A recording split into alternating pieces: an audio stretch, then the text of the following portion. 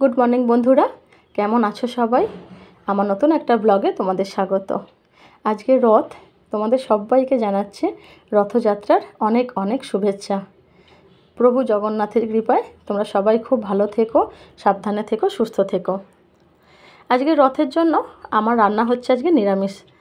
রথের দিনকে আমরা মাছ মাংস খাই না, সেই প্রথম থেকেই। তো সেই জন্য ভাবলাম কি রান্না করব। ভাবছি নিরামিষ মানে শুক্তো কিন্তু দারুণ লাগে। তো শুক্তো করার জন্য আর কি আমি সব সবজিগুলো কেটে নিয়েছিলাম, আর বড়িটাকে প্রথমে ভেজে এখন উচ্ছেটাকে ভেজে নিচ্ছি। সকালবেলা সুজিত যখন বাজারে গিয়েছিল, ওকে বললাম ডাঁটা আনো। ডাঁটা খুঁজতে ওর লেগে গেছে আধ ঘন্টা, কোথাও ডাঁটা পায়নি। তারপর যা হোক ডাঁটাটা যে আনলো তাও আবার শুকনো। কী আর করবো, সেই শুকনো ডাঁটাটাকেই দিলাম। যদিও এখন ডাঁটা তো খুব একটা ভালো পাওয়া যায় না, রাঙালোটাও ছিল শুকনো। তবু শুক্তো যখন খেতে ইচ্ছা করেছে, যাই পেয়েছে তাই দিয়েই আজকে বানাচ্ছি শুক্তোটা। কাঁচকলাটা যাতে না কষা লাগে তার জন্য একটুখানি হলুদ আর নুন দিয়ে জলে ভিজিয়ে রেখেছিলাম।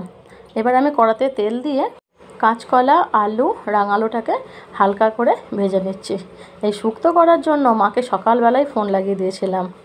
ছোটো কড়াটাতে রান্নাটা করতে অসুবিধে হচ্ছিলো বলে আবার বড় কড়াটাতে সবগুলো আমি ঢেলে নিয়েছি। মায়ের থেকে ভালো করে জেনেছি মা কীভাবে শুক্তো করতে হবে, ভালো করে বলো। কারণ শুক্তো আমি খুব একটা করি না, আমার মা খুব সুন্দর বানায় শুক্তোটা। মায়ের থেকে ভালো করে জেনে এই ডায়েরি দেখে দেখে আমি শুক্তোটা করছি, কার পর কী দিতে হয়। তো যাই হোক, কি করব, মায়েদের থেকেই তো মেয়েরা শেখে, তাই না? কি বলো বন্ধুরা? সব সবজিগুলো ভেজে একটু লঙ্কা হলুদ অল্প পরিমাণে দিয়েছি, আর নুন দিয়ে জল ঢেলে দিয়েছিলাম। আর যখন সব সবজিগুলো ফুটে গেছে তখন ডাঁটাটা আর উচ্ছে ভাজাটা দিয়ে দিয়েছিলাম। মা বলেছিল অল্প করে কালো সর্ষে বাটা দিবি, খেতে খুব ভালো হয়। ওই জন্য একটুখানি কালো সর্ষে বেটে নিয়েছি। আর একটা কড়াতে তেল দিয়ে তেলটা গরম হতে অল্প পরিমাণে কালো সর্ষে, ফোড়ন হিসেবে 5 ফোড়ন, জিরে আর একটা শুকনো লঙ্কা দিয়ে তেলটা ভেজে নিচ্ছি। দিয়ে ওই যে সবজিগুলো সেদ্ধ করা ছিল এখানে রাখা আছে, এইটা আমি ওতে ঢেলে দেব। এবার যখন এই ঝোলটা ফুটে যাবে তখন আমি বড়িগুলোকে লাস্টে দিয়ে দেব। কারণ প্রথম থেকে বড়ি দিলে না বড়িগুলো একদম গলে যাবে, তো সেই জন্য আর দেওয়া হয়নি, লাস্টে দিয়েছে। আর সবার লাস্টে ওই যে কালো সরষেটা একটুখানি বেটেছিলাম ওইটা দিয়ে দিচ্ছি।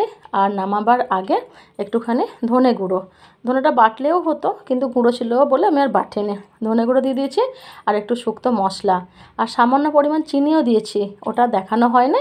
আর সবার লাস্টে একটুখানি ঘি দিয়ে এবারে নামিয়ে নেব। ব্যাস হয়ে গেল শুক্তো। আর রান্না করছি একটু বেসনের বড়াকে সর্ষে পোস্ত বাটা দিয়ে ঝাল। এটাও খুব সুন্দর খেতে লাগে নিরামিষ রান্না হিসেবে। প্রথমে বেসনটাকে কালো জিরে, মৌরি আর একটু নুন দিয়ে ফাটিয়ে নিয়েছিলাম, কাঁচা লঙ্কা দিয়েছিলাম। দিয়ে তারপরে গোল গোল করে ফুলুরির মতন করে কড়াতে ভেজে নিয়েছি লাল করে। যখন একদম পুরোটা লাল করে ভাজা হয়ে যাবে তখন আমি এটাকে একটা জায়গায় তুলে রেখেছি। তেলটা অনেকটা ছিল, তো সেজন্য তেলটাকে একটু কমিয়ে নিয়ে ওই তেলেতে অল্প একটুখানি 5 ফোড়ন দিয়েছি, দিয়ে একটুখানি গুঁড়ো লঙ্কা, হলুদ আর নুন দিয়ে জল ঢেলে দিয়েছিলাম। যখন জলটা ফুটে গেছে তখন আমি বড়াগুলোকে দিয়ে দিয়েছি। একটু বেশি জল দিয়েছি, না হলে বড়াতে সব টেনে নেবে। এবার যখন ফুটে গেছে, একটু বড়াটা সেদ্ধ হয়ে গেছে, সবার লাস্টে আমি ওই সর্ষে আর পোস্ত বাটাটা দিয়ে দিয়েছি। এইভাবে বড়া রান্না করলে নিরামিষ রান্নাতে কিন্তু খুব সুন্দর খেতে লাগে, আর দেখতে তো দারুণই হয়েছে। তো বন্ধুরা, এই ছিল আজকে আমার নিরামিষ রান্না। চলো এবারে খেতে বসবো।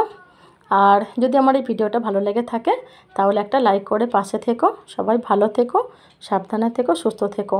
আর তুমি যদি আমার পেজের নতুন হও তাহলে প্লিজ পেজটা ফলো করে দিও। আজকের ব্লগটা আমি এখানেই শেষ করছি।